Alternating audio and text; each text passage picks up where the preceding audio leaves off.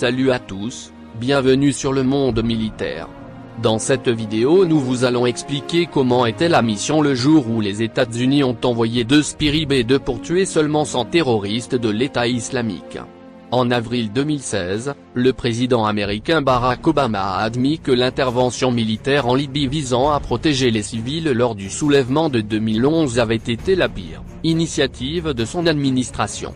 La raison de la persécution et de la mort du dictateur Muammar el-Kadhafi aux mains de la milice rebelle assistée par la force de l'OTAN a amené la Libye dans un état de confusion institutionnelle à commencer sa reconstruction sous la protection de l'État islamique et bien que la milice ait finalement déclaré sa liberté à l'accord national du gouvernement expulsant la grande majorité du groupe islamique. Une centaine d'hommes se sont échappés pour établir 2 camps dans le désert.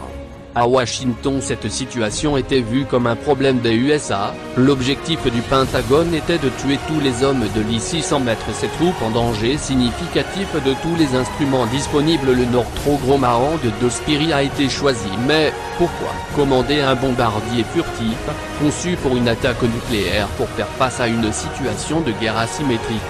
Restez avec nous pour apprendre les tenants et aboutissants d'une mission qui nécessitait l'avion militaire le plus cher de l'histoire juste pour éliminer une centaine d'hommes. Nous avons commencé.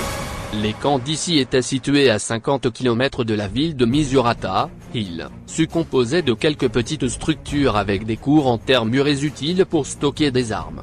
Pendant plusieurs semaines, les drones de l'armée de l'air avaient observé la scène d'en haut, détectant les activités quotidiennes telles que les heures de repas et les lieux de repos protégés sous les heures nocturnes. Vers janvier 2017, dans les derniers jours de l'administration Obama, le général du corps des marines, Thomas Waldhauser a conclu qu'il était peu probable que l'utilisation de forces spéciales permette d'atteindre l'objectif, seules des frappes aériennes suffiraient. Alors quelle serait la bonne plateforme? Il y avait les missiles de croisière de la marine, des hélicoptères de combat de l'armée, bombardiers stratégiques et drones de l'armée de l'air, des chasseurs bombardiers disponibles dont les 3 forces après de longues discussions à la Maison Blanche.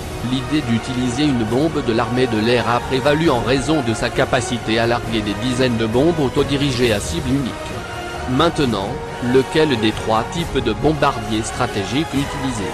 Les B-52 et les B-1 lancés ont pu effectuer la livraison en tenant compte du fait que la Libye n'avait pas de défense aérienne pouvant nécessiter une capacité furtive. Cependant et étonnamment, B-2 Spirit a été choisi, un avion qui, il y a 20 ans, avait un coût de développement total de 2100 millions de dollars par unité qui justifie un coût aussi monumental. Faites-nous connaître son évolution et ses caractéristiques. SPY-0RI est né du programme Advanced Technology Bombay, un projet noir de défense top secret non reconnu par le gouvernement, par le personnel militaire ou les sous-traitants de la défense.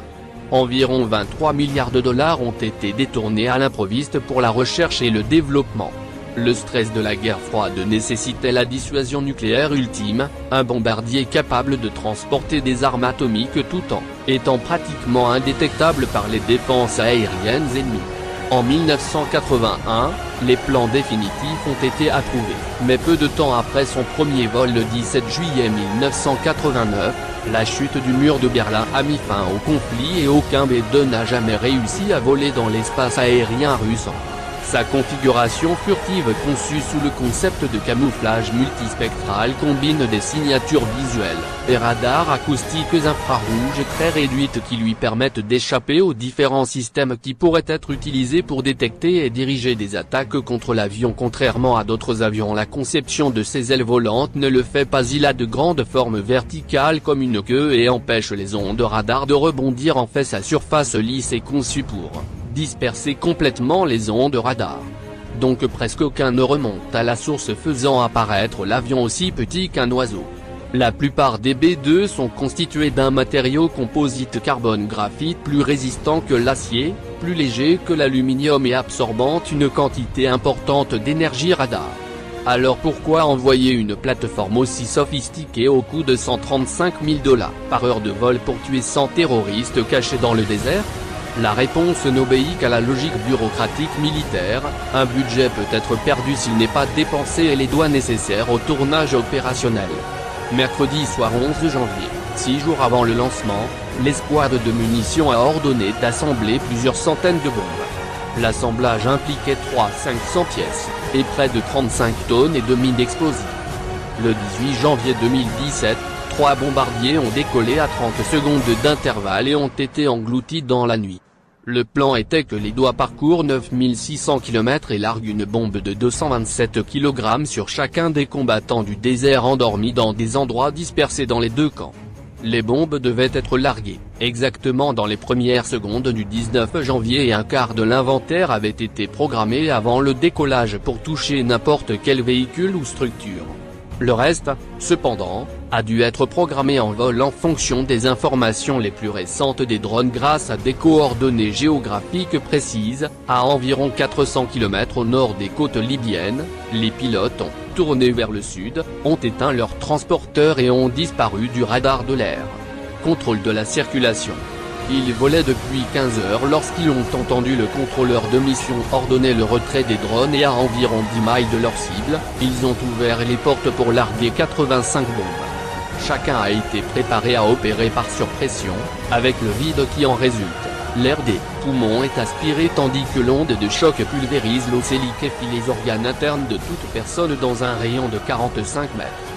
C'est ainsi que la plupart des combattants de l'ICI, les drones moissonneuses MQ-9 armés de missiles supersoniques Elfir sont revenus pour attaquer tous ceux qu'ils voyaient essayer de s'échapper. Les pilotes de l'Esprit après 33 heures de vol sont rentrés à la base. À l'heure actuelle, 20 des avions construits sont opérationnels. Le B-2 est une étape fondamentale avec les missiles balistiques intercontinentaux au sol et à bord des sous-marins de la dissuasion nucléaire américaine, mais ces jours pourraient être comptés. Le successeur du B-2 est déjà en développement appelé le B-21 Raidé est de retour en secret et devrait effectuer son premier vol après 2025. Arrivant à la fin de la vidéo, il est temps d'ouvrir le débat compte tenu des coûts très élevés des bombardiers. Pensez-vous que c'est un succès stratégique de continuer à les développer? Laissez-nous votre réponse dans le bac de commentaires ci-dessous et n'oubliez pas de vous abonner à notre chaîne pour que cette communauté continue de grandir et de profiter du meilleur contenu sur le monde militaire. Merci de nous avoir rejoints jusqu'à la fin et restez